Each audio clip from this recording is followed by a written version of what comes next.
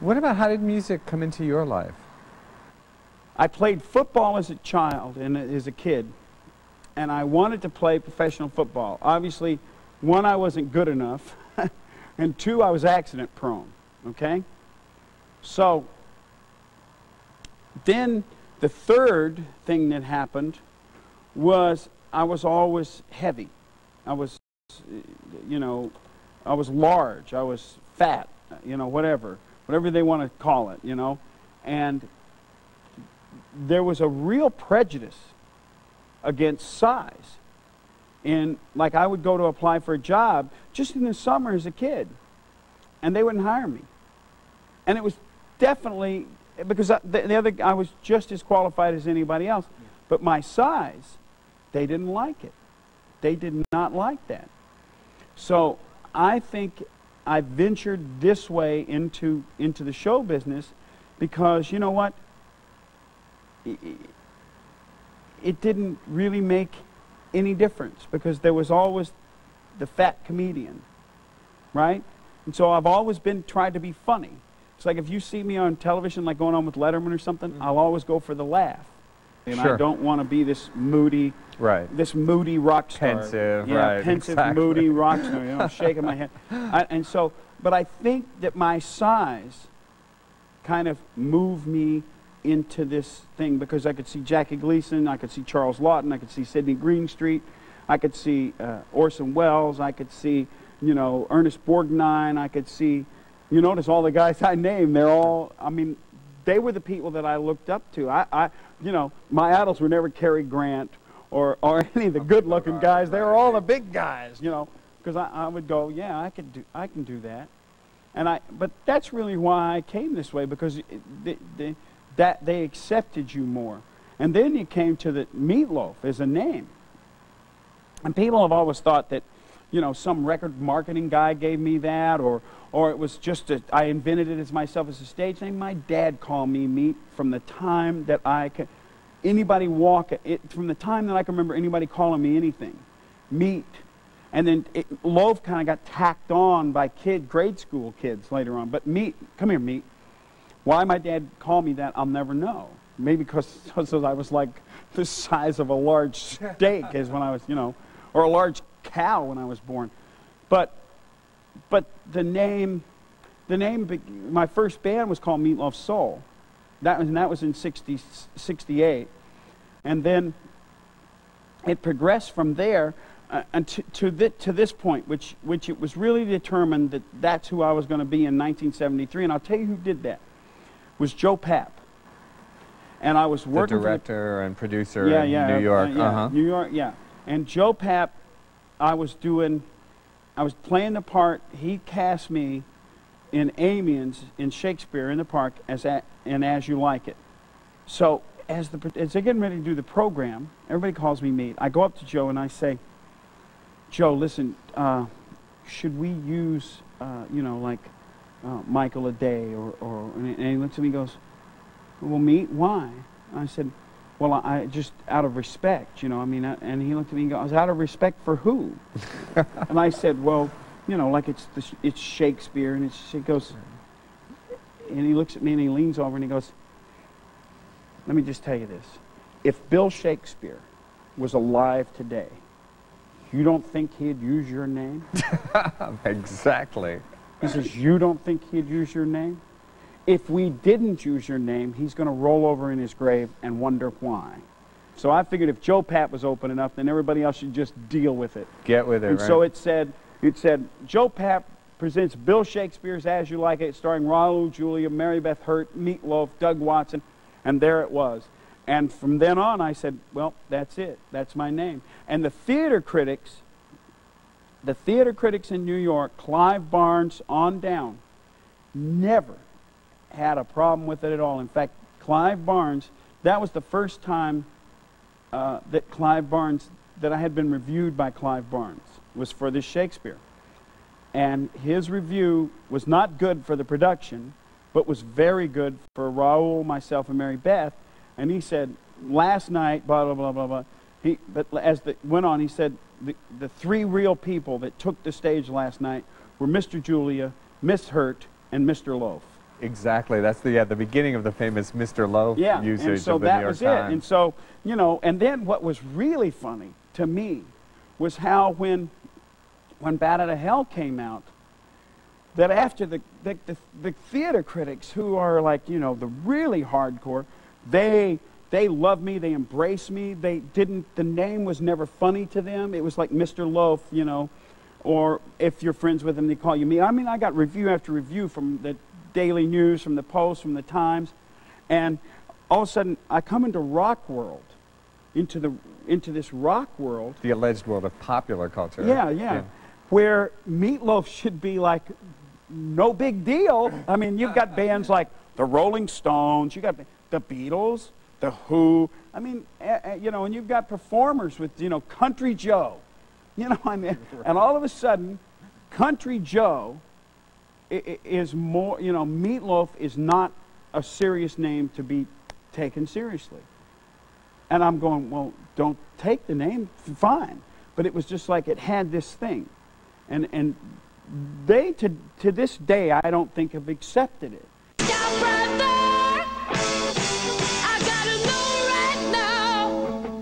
Before we go any further, do you love me? Will you love me forever? Do you need me? Will you never leave me? Will you make me so happy for the rest of my life? Will you take me away? Will you make me away? Do you love me? Will you love me forever? Do you need me? Will you never leave me? Will you make me so happy for the rest of my life? Will you take me away? Will you make me your wife? I gotta know right now. Before we go any further, do you love me? Will you love me forever? Let me sleep on it, baby, baby, let me sleep on it. Let me sleep on it, I'll give you an answer in the morning. Let me sleep on it, baby, baby, let me sleep on it. Let me sleep on it, give you an answer in the morning. Let me sleep on it, baby, baby, let me sleep on it. Let me sleep on it, I'll give you an answer in the morning. I gotta know right now, do you love me?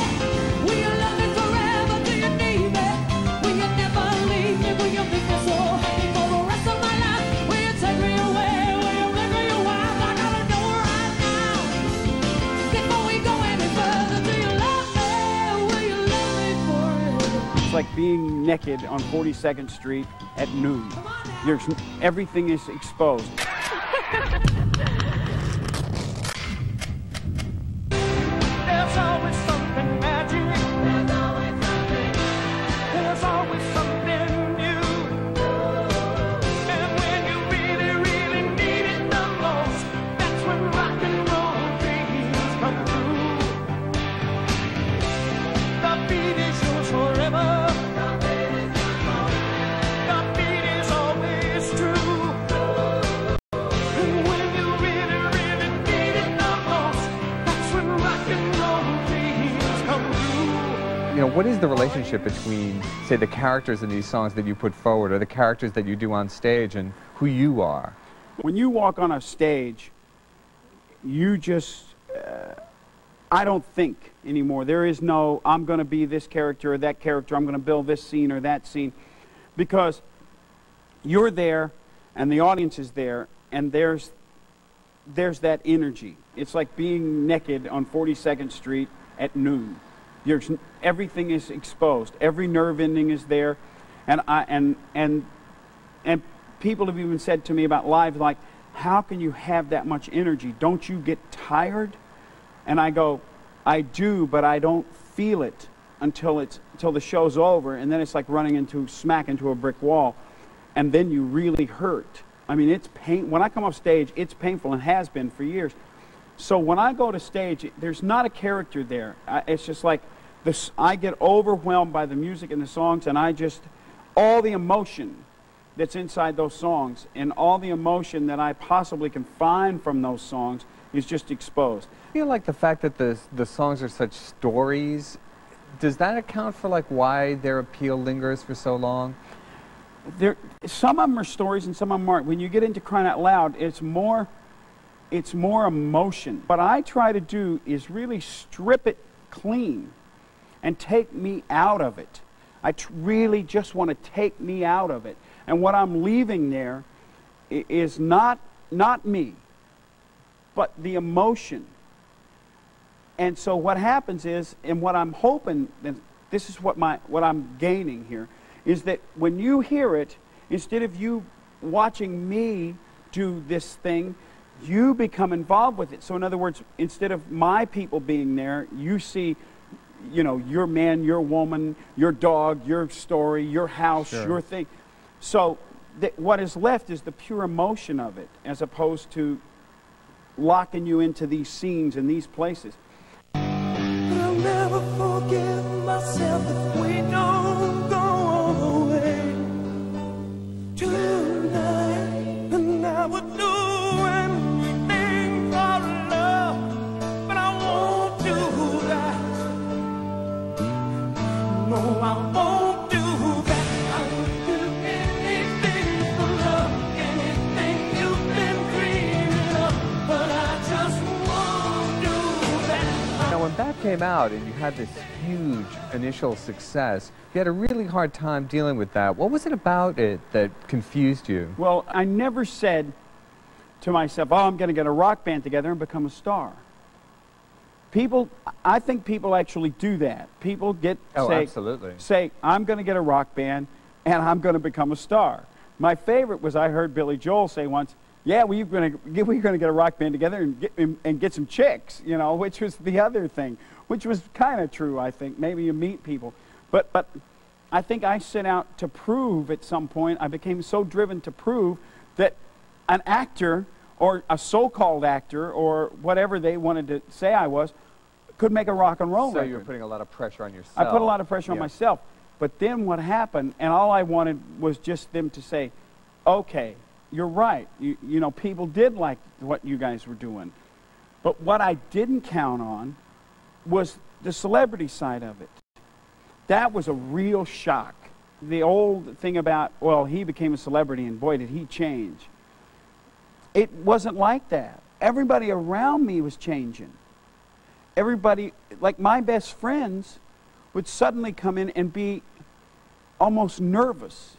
Wow. To be around you, and they would, instead of just being like they always were, coming in and, hey, let's play, you know, Seiko football or whatever. Concerned about what you would think. Yeah, everybody suddenly became changed, and everybody would come up and put their arm around me, and everybody had a piece of advice, and everybody was telling me, you know, your next record, you got to do this, son. Trust me, I got it. I know what I'm doing here. And I'm going, I know, you know, it's okay. Thank you very much.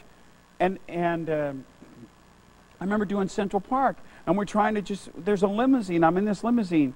First of all, I didn't like limousines to start with, but I'm in this limousine, and I'm just trying to pull out of Central Park after the show, and people are jumping on the car. I mean, it's just like I'm going, what's wrong with this picture? There's something wrong. And then the straw that really broke the camel's back was when we went to make the next record, everybody kept saying, just make it just like the last one. Right. Just make it just like the last one. And I said, well, isn't that stupid? Why would you want to make this record just like the last one? Why wouldn't you want to like expand your horizons and do something just a little different? And when Jimmy got locked into that, and all of a sudden I arrive in the studio and the songs are written, which was totally against the way we work. So the songs have been done in advance. Oh, they've been done, and, yeah. and I'd heard like a couple of them. I'd worked on one, but there was 4 songs that I thought were exact. All we were trying to do was copy Bat Out of Hell. And I thought that was, it was unethical, totally unethical in my eyes. Did not want to know about that. Said, I can't deal with this, and left. I couldn't deal with being, my integrity and being unethical. I mean, I may be, you know, loud and boisterous and do things that Bruce Springsteen or Mick Jagger wouldn't do, and that's fine. They have their, you know, they have their ethic and they have their, you know, thing. But I have mine, so mine is just different than theirs. But so I just walked away. I just said I quit, and then I've done that 2 or 3 times. I've quit. I just said, look, my life, my wife, my child were more important to me than selling records. And I made that choice. And I'm happy I did.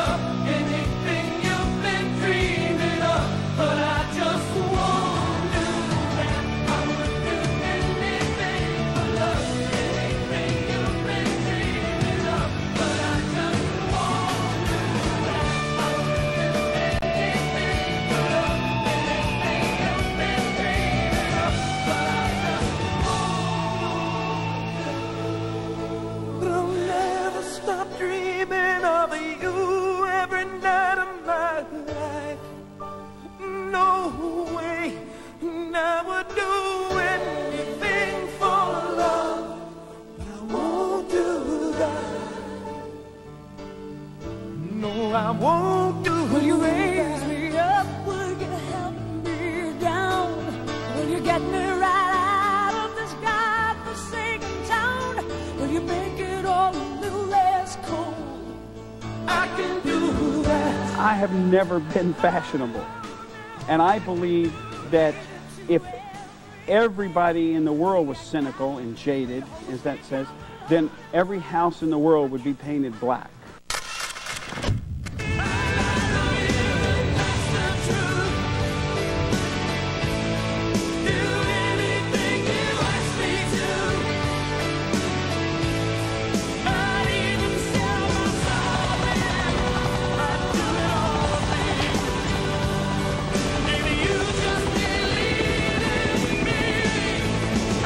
Look, talk about the new record, which, you came back so strong with Bat Out of Hell 2. Did that make you more confident or more apprehensive about trying to follow it up? Oh, I don't ever think of follow-ups.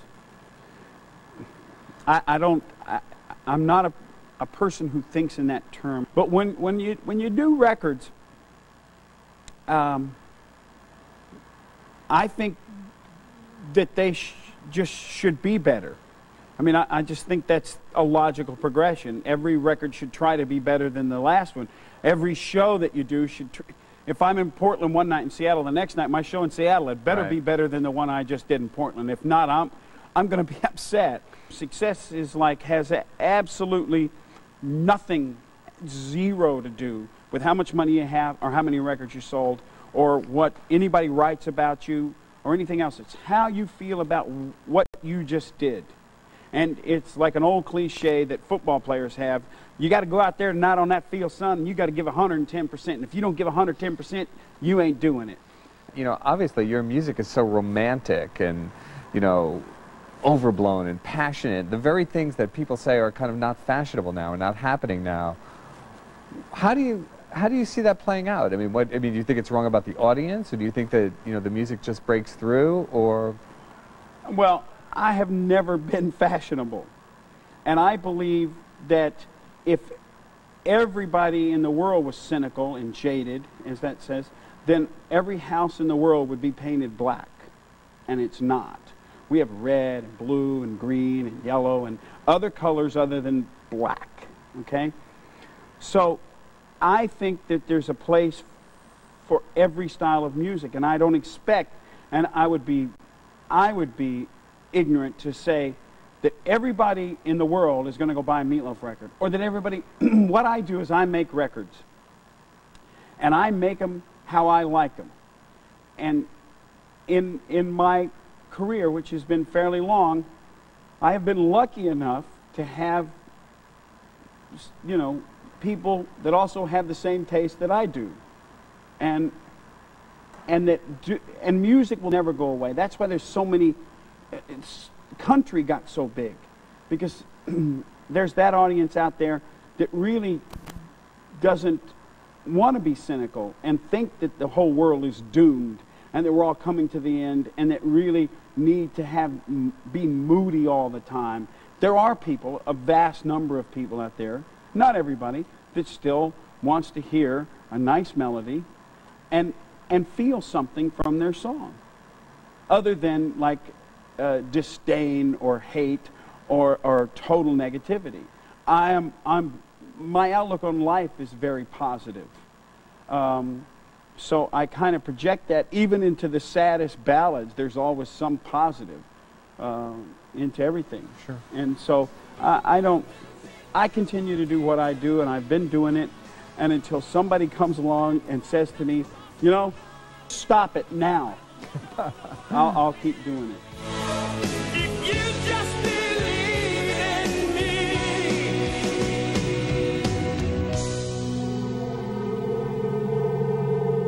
I'd laugh for you, and that's the truth.